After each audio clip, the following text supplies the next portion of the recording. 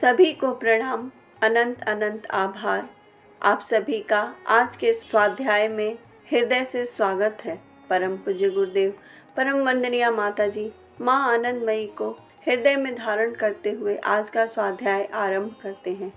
Day 27, शीर्षक है चोर का वैकुंठ लाभ। वर्षा काल, आसमान काले बादलों से घिरा हुआ है। रुक रुक कर झमाझम बारिश हो रही है। राजमार्ग प्रायः सुनसान है। ऐसे में इस वक्त में चोर चोरी करने के उद्देश्य से निकला। प्राकृतिक दुर्योग के ऐसे मौसम में कोई घर से नहीं निकलते। वह चोर था और वह घर से निकला चोरी करने के लिए। चोर ने भी यही सोचा था। वह निरुपाय था, उसके पास कोई उपाय नहीं था। घर में कुछ नहीं था, बच्चे क्या खाएंगे, इसलिए वह चोरी करने निकल पड़ा। रास्ते में निकलकर चोर ने देखा कोई भी आदमी बाहर नहीं है। रास्ते के कोने कोने में पानी भरा हुआ है। चोर के मन में चिंता हुई। चोर ने सोचा, आज चोरी कैसे करूँगा। आज तो लोग अपने घरों में ही हैं। इस हालात में तो चोरी करना संभव ही नहीं है। एक पेड़ के नीचे खड़े होकर चोर इन बातों को सोच रहा था। यह बात मन में आते ही वह भगवान से मन ही मन कहने लगा, भगवान बारिश रोक दो। कई घंटों तक बारिश हुई। धरती पानी से तर हो रही है। बारिश की तो आवश्यकता नहीं है। इसके अलावा लोग आपको दयामय कहते हैं। तुम तो जानते हो मेरे घर में कितने बच्चे हैं। वह मेरे भरोसे बैठे हैं। बारिश के कम होने से सब लोग घर में ही बैठे रहेंगे। मेरे भरोसे बारिश के कम होने से सब लोग घर में ही बैठे रहेंगे। मेरे भरोसे बैठे हैं। मेरे बच्चों का क्या हाल होगा। ऐसा सोचते सोचते बारिश कम हो गई। चोर मन ही मन खुश हो गया। सोचा, भगवान हैं। यह कहते हुए उसने शांति की सांस ली कि भगवान के ऊपर अगर मैंने भरोसा किया है और मेरे बच्चे भूखे हैं और आज का दिन कैसे कटेगा, यह सोच सोच के उसने सोचा कि भगवान भी मेरे बारे में सोच रहे हैं। मेरी व्यवस्था कुछ न कुछ वो अवश्य ही करेंगे। इसीलिए बारिश कम हुई तो उसका विश्वास बढ़ा। बारिश के रुकते ही वह इधर उधर देखने लगा। इधर उधर देखने का उसका उद्देश्य यह था कि बाहर निकलते हैं या नहीं, लोग बाहर निकल रहे हैं या नहीं, ऐसा देखा उसने। पर हाय, भगवान ने बारिश तो रोक दी, पर लोगों के दिलों में सद्बुद्धि का संचार नहीं किया। इतने गिने चुने लोग के सिवाय रास्ता सुनसान था। बहुत कम लोग ही घर से बाहर निकले, तो लोगों को सद्बुद्धि नहीं दी भगवान ने। ऐसा चोर की मतलब ऐसे उसके विचार चल रहे थे। वह सोच रहा था कि लोग बारिश बंद होने के बाद भी नहीं निकल रहे हैं। चोर क्या करता, कभी बारिश में तो कभी सूखे में। वह मौके की तलाश में घूमता रहा। सांझ हो गई पर उसे चोरी का मौका नहीं मिला। दिन भर भटकना ही उसके भाग्य में था। सांझ हो आई। दिन भर की भूख और थकान से बेहाल चोर ने घर की राह ली, पर साथ ही साथ बादल उमड़ आए। जोरों से हवा चलने लगी। झमाझम पानी बरसने लगा। बिजली चमकने लगी।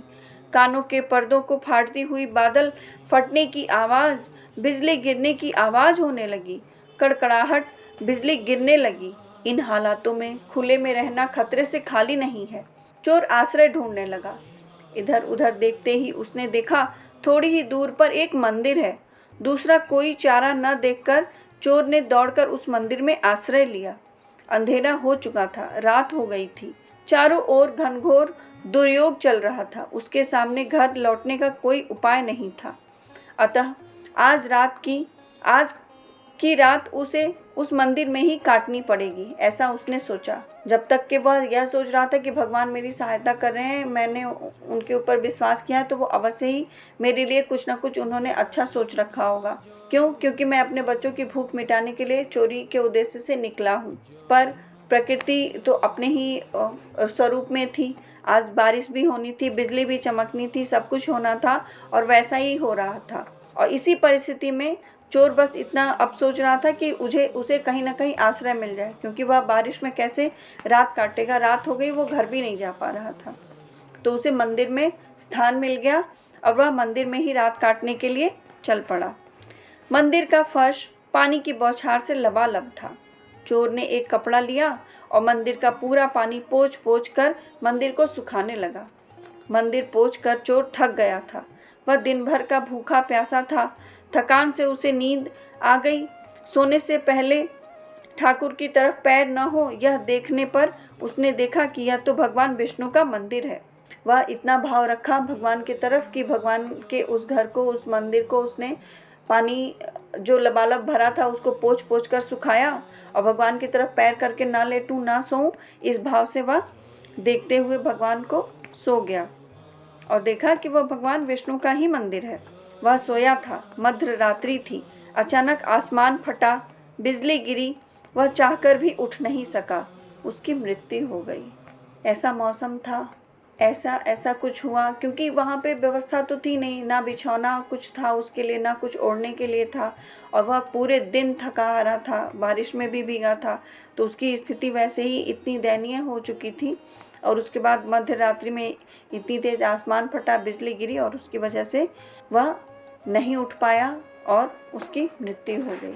आइए देखें आगे क्या होता है। चोर नहीं रहा, मर गया, यमदूत आए। चोर के प्राण को यमलोक ले जाना है। विचार के लिए यमराज के पास गए। वह यमदूत जब चोर की आत्मा को बांधने की तैयारी कर रहे थे, इतने में ही वे देखते हैं विष्णु लोक से विष्णुदूत आकर खड़े हो गए। विष्णुदूत ने यमदूत से कहा, यह क्या तुम लोग? वह तो विष्णु लोक जाएगा। भगवान विष्णु ने हम लोगों को भेजा है इसे ले जाने। हटो हटो, तुम लोग यहाँ से जाओ। विष्णुदूतों की बातें सुनकर यमदूत कहने लगे, यह क्या, वह तो चोर है, सारा जीवन उसने चोरी ही की है। चोरी करना महापाप है, जानते नहीं हो? उसको नरक में जाना है। यमराज ने हमको भेजा है, तुम गलती कर रहे हो।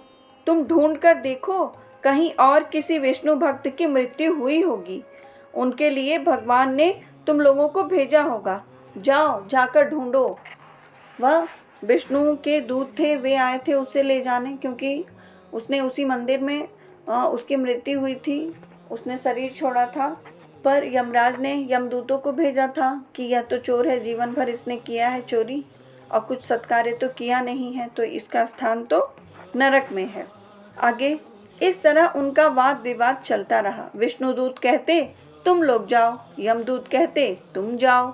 दूतों के वापस लौटने में विलंब देखकर यमलोक से यमराज और विष्णु लोक से भगवान विष्णु स्वयं उपस्थित हुए। उन्होंने आकर देखा कि दोनों पक्षों में विवाद चल रहा है। विषय है चोर के प्राण कौन ले जाएगा। यमराज ने कहा, प्रभु यह क्या, यह तो चोर है, आजीवन चोरी जैसा महापाप किया है। आपके दूत यहाँ कैसे आ गए, क्यों आ गए? भगवान विष्णु बोले, यमराज आपकी बात बिल्कुल ठीक है। इस व्यक्ति का पूरा जीवन पाप कर्म में ही बीता है। शायद आप नहीं जानते हैं, मृत्यु की रात को इसने मेरा ही मंदिर साफ करके पोंछ दिया था। मेरा मंदिर साफ करना महापुण्य का काम है। इसी कारण इसे सालोक के मुक्ति मिलेगी, अर्थात सदा के लिए इसे मेरे लोक में जगह मिलेगी। यमराज भगवान विष्णु को प्रणाम करते हुए अपने दूतों को लेकर यमलोक की ओर चले गए और भगवान विष्णु चोर को साथ लेकर विष्णु लोक बैकुंठ पधारे। विष्णु मंदिर साफ करने की महिमा को देखकर विष्णु दूतों की आंखें खुली रह गईं। एक सत्कार जीवन में, पूरे जीवन में एक सत्कार किया उसने और सारा जीवन उसने चोरी की और वह चोरी करना महापाप है, तो उस कर्म का फल तो भोगना ही था। परंतु पूरे जीवन के अंतिम क्षणों में उसने एक ही कार्य किया और उस कार्य से ही उसे स्वर्ग लोक में, उसे मुक्ति लोक में स्थान मिल गया। भगवान विष्णु स्वयं आना पड़ा उन्हें। उन्होंने अपने दूतों को भेजा, यमदूतों के साथ उनको नहीं जाने दिया। तो हमें यह विचार करना चाहिए कि हम किस मार्ग पे चल रहे हैं। हमारे सत्कार्यों की संख्या बड़ी है, यह संख्या क्या कह लें, इस जीवन में हम क्या कर रहे हैं, हम कहाँ कैसे कर्म कर रहे हैं, कैसे हमारे भाव हैं, कैसे हमारे विचार हैं, हमें उन्हें कैसा मार्ग देना चाहिए। और इसी भाव को आइए माँ के चरणों में अर्पित करते हैं। सभी को प्रणाम।